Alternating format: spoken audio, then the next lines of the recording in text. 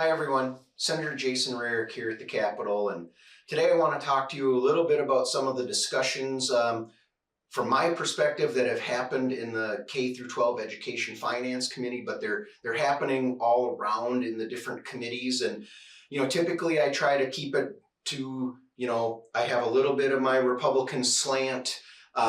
But today, if you are a Democrat or lean Democrat, you might want to stop listening right now because I have to get some stuff off my chest from what I've been seeing.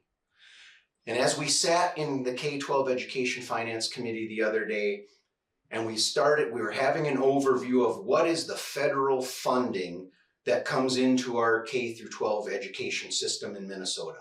And it was all a precursor for a number of our committee members to panic and go ballistic on the idea that, oh, this is about 10% of the funding that goes to our schools, and Donald Trump is evil and how horrible this could be, and we don't even know what the ramifications could possibly be.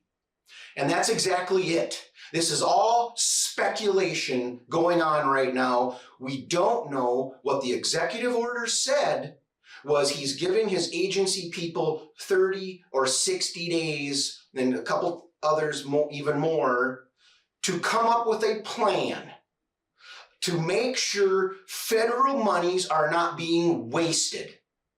And of any state that should appreciate that, it is Minnesota. We should be jumping up and down saying, finally, someone is saying, let's pause before we have all kinds of fraud run through our state agencies like we've seen for years. I called our committee members out saying, let's relax. This is not time to panic. We, as leaders, should step back and understand what is coming at us before we panic. That's, to me, what a leader does. I had to leave the committee at the end of our committee time. I had other appointments. The committee ran about 20 minutes long. After I left, we had a number of Democrats on the committee then jump up and say, now is exactly the time to panic. I would ask any of you if they truly believe panic is the proper response. Do they have any reason that we should have them in a role of leadership? Leaders do not panic. Leaders get information. Leaders chart a course to figure out how you respond.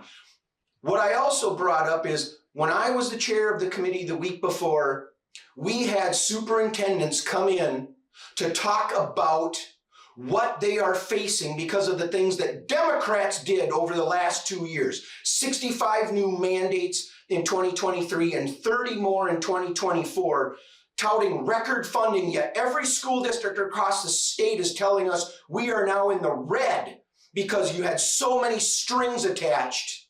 And yet then we have Democrats also in a press conference today calling out and saying how terrible it is that there would be strings attached to federal monies that might be coming our way.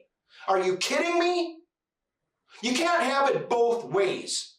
If you're going to be a leader in this state, then you understand what's coming and you step back, you pause, and you think about what are the ways we deal with this.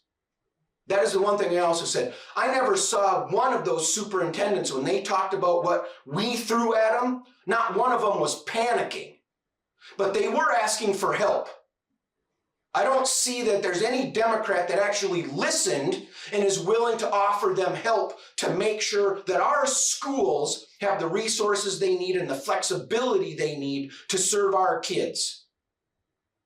If that's the way you're going to do it, in my opinion, you have no business being a leader in the state of Minnesota. Let's do what's right for the people. Let's step back, analyze what's happening. Let's get our arms around the waste and the fraud and the abuse so we can put the money to the places it needs to be to serve the people the best. And if you're not willing to do that, then go be an activist somewhere, but don't do it in the Minnesota legislature.